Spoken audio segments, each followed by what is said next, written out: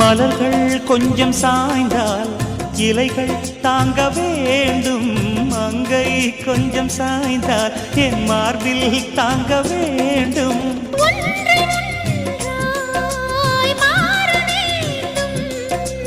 உன்னில் என்னை தேட வேண்டும்.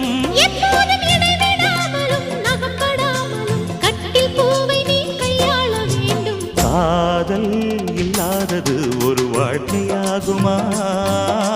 கண்கள் இல்லாமலே ஒரு காட்சி தோன்றுமா?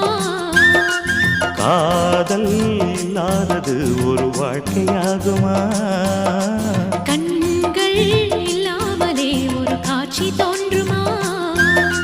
பெண்ணை தொடாதது ஒரு பெருமையா?